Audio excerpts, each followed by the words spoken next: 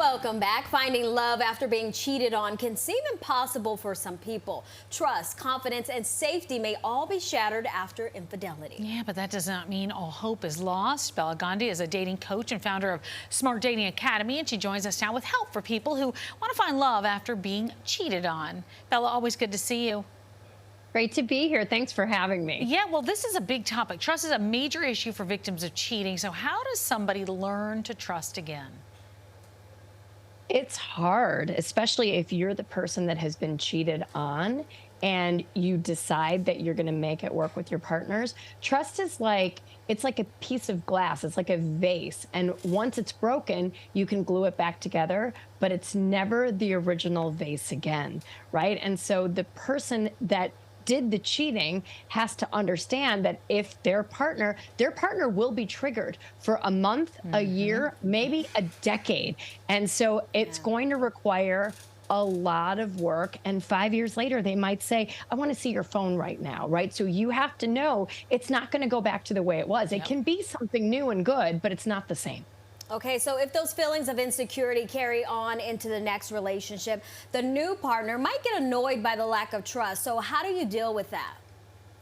Look, when you're the person that has been betrayed, the best thing to do, once this person has earned you and earned your story and they are a good partner to you, then you need to be upfront about your trauma and what you've been through. And most importantly, you need to have self-awareness and know what makes you feel safe and secure in relationships, what you would love them to say, what you would love them to do. Use your voice. This is something that a lot of people that have had, patterns in relationships, they just don't know how to speak up for what they want and need. So, and if you find yourself constantly being triggered, get into EMDR therapy. It can really work wonders for people that have relationship PTSD. So I'm wondering, is feeling suspicious about a partner always a red flag?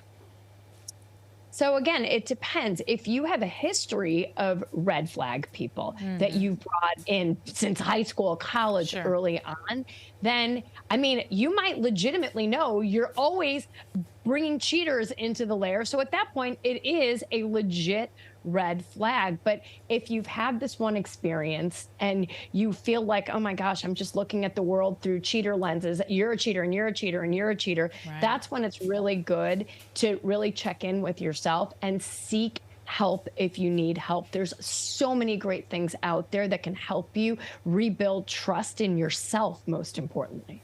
So Bela, what are some potential signs that someone is being cheated on, and what should they do? Oh, okay. There's so many signs, right? Somebody who's shady with their behavior, somebody who's inconsistent, unreliable. You know those people that always have to step out of the room to take a certain phone call. Their phone is around them all the time. They're texting people. You don't know what their passcode is if you ask. So these are all gargantuan signs that, it might be a cheater. That's so true. That phone always turned over, face sitting down. there, always face down. All right. It's always in the phone. Look at the phone.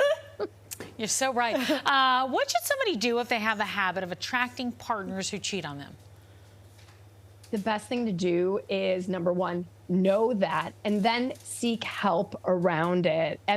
With my company at Smart Dating Academy, I would have never thought when I started the company this would be something that we were, wrapping bubble wrap around our clients and keeping them out of harm's way. Enlist a therapist, enlist a very skilled coach that can help you understand, no, that's a you problem, or no, that's really a red flag. So you don't get rid of the baby with the bathwater, or you don't let the bad one stay in for too long. Okay, so we're talking about finding love after infidelity. Real quick, can a relationship survive infidelity?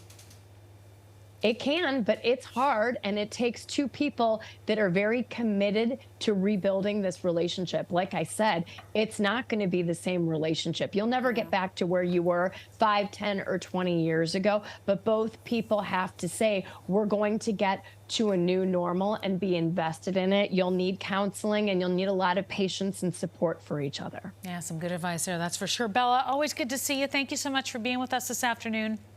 Thank you for having me. All right, take care. If you'd like more dating advice, you can get a ton of free information over on Smart Dating Academy, the podcast there. You can also follow them on Instagram at Smart Dating Academy as well.